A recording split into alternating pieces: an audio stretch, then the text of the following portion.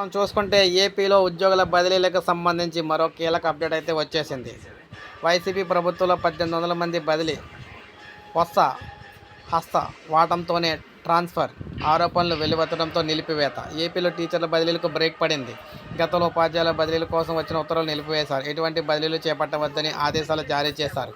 ఈ మేరకు ఏపీ పాఠశాల విద్యాశాఖ కమిషనర్ సురేష్ కుమార్ మనకి ఉత్తర్వులు కూడా జారీ చేశారు. ఎన్నికలకు ముందు మొత్తంగా 1800 మంది టీచర్ల బదిలీలు జరిగాయి. అయితే పై రివ్యూలు సిఫార్సుతో ఈ బదిలీలు జరిగాయని ఆరోపణలు వచ్చాయి. మరీ ముఖ్యంగా గత ప్రభుత్వ విద్యాశాఖ మంత్రిగా ఉన్న బొత్స సత్యనారాయణ ఒత్తిడితో ఈ సిఫార్సులు వచ్చాయని చెప్పేసి తెలుస్తుంది. అందుకే మొత్తాన్ని కూడా ఆపేయడం అయితే జరిగింది. మొత్తంగా చూసుకున్నట్లయితే ఏపీలో ప్రభుత్వ ఉపాధ్యాయుల బదిలీలకు గత ప్రభుత్వం గ్రీన్ సిగ్నల్ ఇచ్చింది. బదిలీలకు సంబంధించి మార్గదర్శకాలతో జీవో నెంబర్ 47 కూడా జారీ చేసింది. 2023 ఏప్రిల్ నాటికి 5 ఏళ్లు పూర్తి చేసుకున్న వారందరూ కూడా బదిలీలకు అర్హులుగా ప్రభుత్వం నిర్ణయించింది.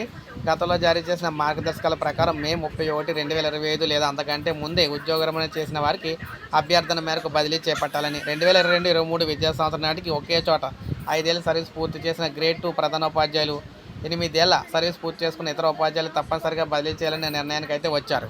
ప్రస్తుత ఉపాధ్యాయులు ఏ మేనేజ్మెంట్ సర్వీసులో కొనసాగుతున్నారో ఆ విభాగంలోనే బదిలీ అయ్యేలా మార్గదర్శకాలు స్పష్టత ఇచ్చారు. ఆన్లైన్ దరఖాస్తు స్వీకరించి వెబ్ ఆప్షన్లు నిర్వహించాలని కూడా నిర్ణయించారు. ఇందులో భాగంగా తొలి దశలో 1800 మందిని కూడా బదిలీ చేశారు. కొత్త ప్రభుత్వం రానున్న తరుణంలో మొత్తం టీచర్ల బదిలీలకి అయితే బ్రేక్ అయితే పడింది. చూసారు కదా, ఇలా ఉద్యోగులకు సంబంధించి బదిలీలపై బ్రేక్ అయితే వేయడం అయితే జరిగిందనమాట ఏపీలోని. ఒక లైక్ చేయండి, సబ్స్క్రైబ్ చేసుకోకపోతే మన ఛానల్ సబ్స్క్రైబ్ చేసుకొని ఫాలో